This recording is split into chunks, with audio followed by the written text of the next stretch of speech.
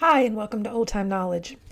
Well, as the title says, stock up while you can. And one of the very best ways to stock up is to get some things on your shelf that are going to feed you and your family, even when grocery prices are through the roof and super convenient. It doesn't matter whether the grid's down or not, because it's not like these are time intensive to cook.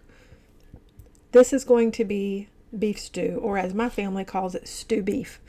But I think a lot of people know of it as beef stew. It is one of the easiest things. You just need your meat, which I prefer using chuck roast, and you need your vegetables, whichever vegetables you like to use. In my case, I like to use carrots and celery and onions and potatoes. The potatoes should be peeled. So I'm going to get started cutting things up, and then I'm going to show you how I assemble everything in jars. So I'm going to start off by getting the carrots peeled, which I've actually already done, and then I'm just chopping them up. If you can't tell, I'm recording the audio on this after the fact because that way it'll be easier for me to cut and edit and make it a lot shorter, because there's no need for you to sit and watch me chop every vegetable, all the little things. But I did want to just talk a little bit while I'm doing this. So what I actually had here is I had a total of about 4 pounds of chuck roast, and actually it might have been 5 pounds of chuck roast, but in any case it wound up being about 20 pints of chuck roast. Now you can do it in quarts. I like to do things in pints because that's the perfect size for, in the case of these jars of beef stew or in soups and things like that, it's like a single serving. We're like a single person.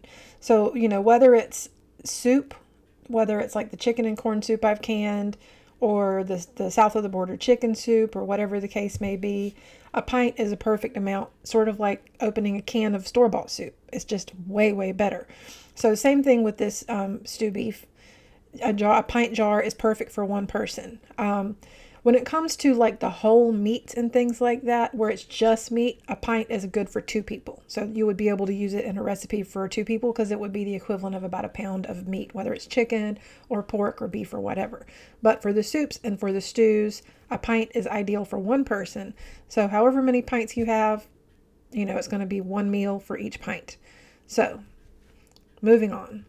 Now I just need to get a bowl and move the carrots into a bowl, because that way I'll have room to cut some more carrots, and I have limited working space. I have limited counter space, so I'm doing what I can. I do these things in stages. One of the last things I'm going to do is get the potatoes peeled and cut, because they're going to be soaking in water anyway, and rather than just having them soak in water this whole time, I'll get all this stuff done first, and then I'll do the potatoes, and they'll just soak a short amount of time.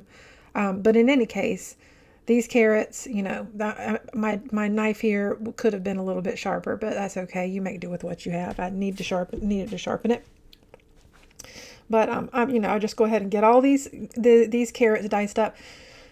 You don't have to put in carrots. If that's not what you like to have in beef stew, don't put carrots in. Put other vegetables that you like. Don't put any vegetables if you don't want to, but then it's not really beef stew, it's just beef, right? I mean, you're not going to be able to put flour in or anything like that, because you're not supposed to put thickeners in when you're canning things.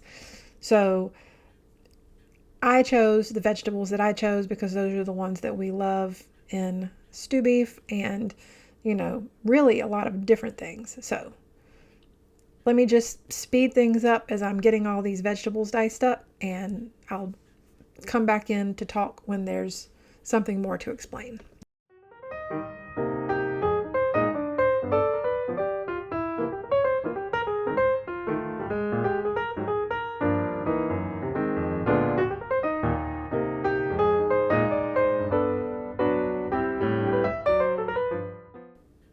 So as you can see, now I'm getting ready to chop up the celery, and I use all of it. I mean, obviously I cut off those thick pieces down at the end of the celery that nobody likes to eat, but I'll definitely use the leaves because they've got great flavor. So I'm just going to get this celery chopped up and get it in a bowl and just keep moving along.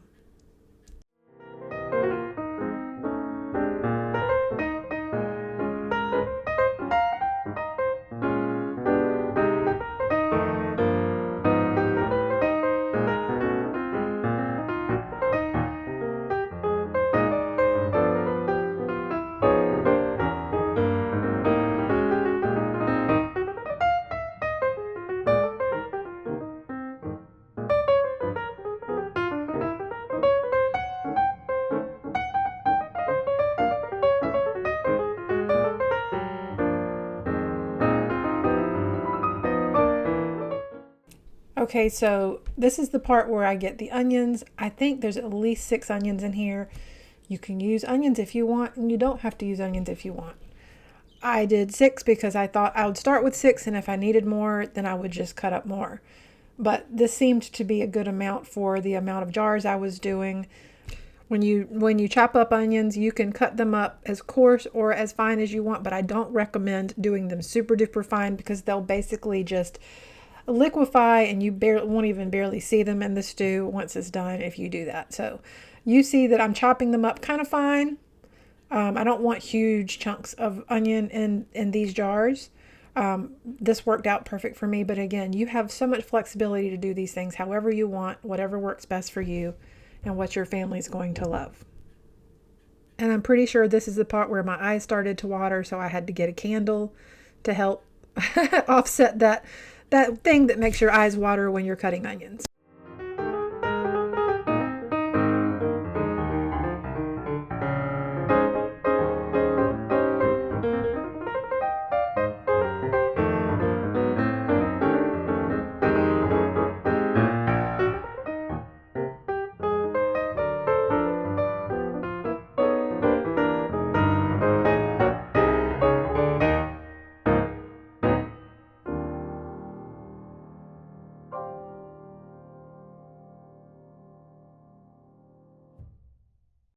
Okay, so I've got the potatoes peeled at this point and they're soaking in water.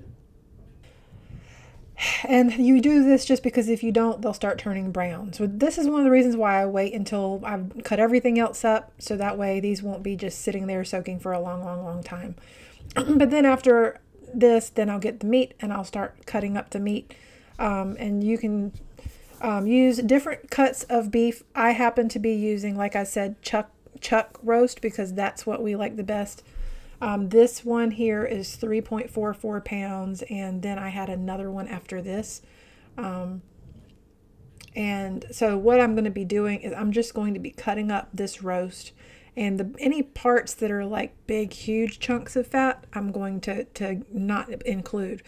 The reason why is because you don't want really, a lot of fat in your jars, because then if there's any siphoning, if there's any of that, it can actually cause grease to go up over the rims of the jars, and then that can ultimately cause your seals to fail. Having some fat in there is delicious. You definitely want fat. I chose chuck roast because it's a nice fatty cut and it has so much amazing flavor.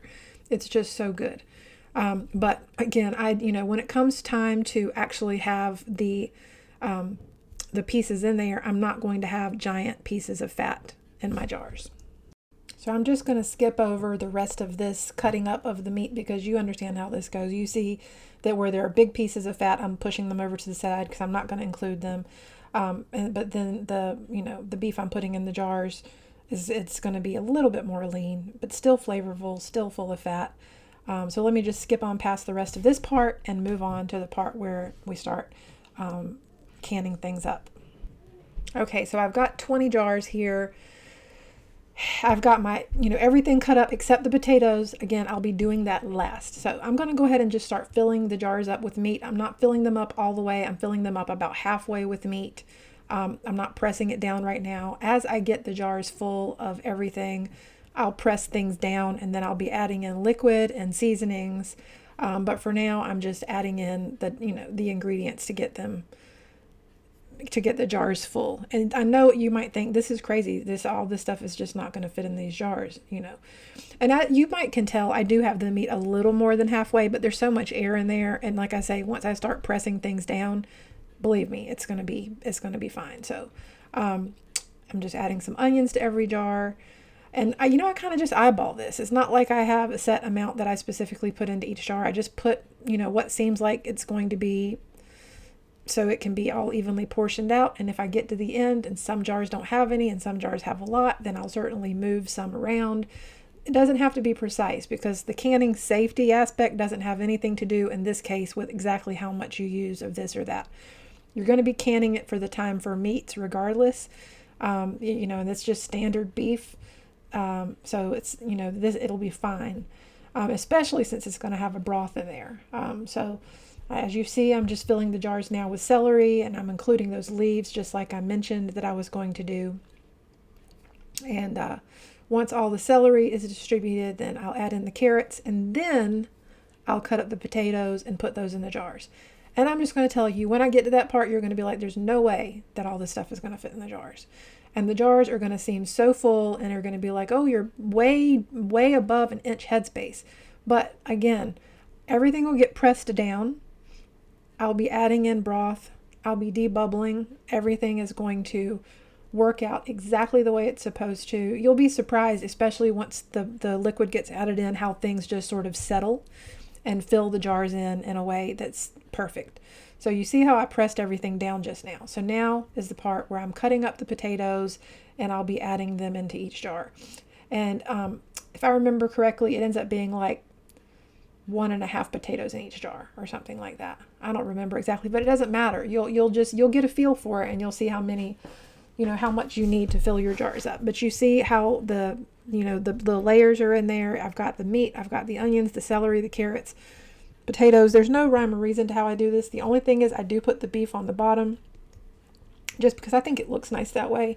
And plus that way I can make sure that, I have a good amount of meat in every single jar.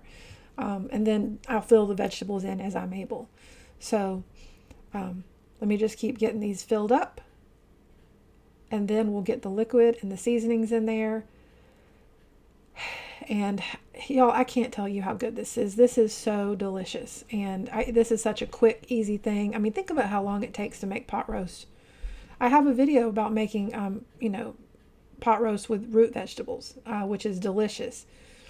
And, but it takes, and that one, I think if I remember correctly, I did that one in the Instant Pot, which is pretty quick. But like, if you, really do a proper pot roast and you like slow cook it or something like that, it's going to take a long time. But this is so tender when it comes out, and the flavor is absolutely amazing. I just can't say enough good things about it. I know I say that about a lot of the things that I can or that I cook, but I kid you not, this is probably one of my very favorite things. The boneless, skinless chicken breast is one, but this is definitely another one. So what you see back there is I have a jar of beef bouillon. The way it works is typically it's going to have 2 teaspoons per cup. And so I'll be adding that in. Right now I'm just sprinkling in a little bit of thyme in each jar. No certain amount. I'm just pinching it and just sprinkling a little in. You can put any seasonings you want in there. Now I'm just doing some salt in each jar, just a little bit. I'm not doing as much as the recipe would typically call for because of the fact that I'm also going to be using bouillon. But I'm using, what I think will be an amount to give it enough flavor. The bouillon by itself, I don't think is going to make it quite salty enough, which is why I'm adding just a little bit of this. And then I'll also be adding some pepper. One thing I'll mention is that when you do this recipe, typically in the canning, like in the ball canning cookbook, it says you can do this, but it says to pour hot broth in once you have all this like this. I didn't do that, and I don't do that. I'm not sure what the point is for that, because it's you can certainly raw pack beef. So it's not like beef requires hot liquid to can. I suspect what it has to do with is the vegetables. It'll go ahead and, probably help sort of begin to seal the edges of the meat and make it so that it might make a prettier product in the jars. It might go ahead and start, giving it a little, head start with the vegetables and things like that. But it's all going to come to a boil anyway. It's all going to, come to a boil in the canner. It's going to cook. It's going to pressure cook for the right amount of time. So I just use regular water. If I'm not a rebel canner, so I'm not going to be doing things that are like totally far out. But again, I think the reason why they do say, put like hot broth in with these is because it just has to do with probably how it ends up looking in the jars. It'll probably end up looking a little bit better if you do it that way. So this is one of those things where I was doing this day. I was doing 20 jars. I had a whole lot going on, and I just totally honestly forgot to get my water boiling first. It is what it is. So I'm using a chopstick to debubble, which I will often do. And you see how that is? You see how as soon as I start, working that chopstick down in those jars, everything just goes right down to that line just like it's supposed to. It's amazing. It's perfect. You know, it all works out just like it needs to. See, if I had all the vegetables and stuff below the line before I started doing this, the jars would look anemic. They wouldn't have nearly as much stuff in there as they need. So for the sake of clearing my space, I'm going ahead with the white vinegar and I'm just cleaning the rims of my jars so that I can, put the lids on and make sure that, everything is going to seal fine. I don't want to have any debris, any grease or anything like that on the rims of the jars. So I'm just going to go ahead and get the lids on and then bring you back. Okay, here we go. I've got all the lids and all the rings on the jars. They're all ready to go into the canner. I have my 23 quart Presto, which I absolutely love. I don't use it unless I'm canning like 2 layers of jars. Otherwise I use my 17 quart. Yes, 17 quart. It's over 20 years old. I've had it a long time. I don't think they make 17 quarts anymore. But in any case, this is the 23 quart. Since I didn't put hot water in these jars and since everything's cold, they're all just going in a canner with cold water because you don't want to put cold jars in a canner that's already hot because it'll cause thermal shock and the glass will break. So I'm just going to go ahead and get this canner loaded up, and you know what? I will bring you back once this is all done processing. I'm not going to be going into all the instructions in this video about how to can, like the canning procedures. I have lots of other canning videos that talk about those things. Plus, I can highly recommend that you watch the Sutton's Days channel. Lisa Sutton is like one of the best YouTubers as far as teaching canning techniques. But the idea of this video is just to show you this is an amazing thing, and I highly recommend you put this on your shelf. I got some chuck roast the other day that was on sale. It was such a good deal, so I just could not resist. I had to,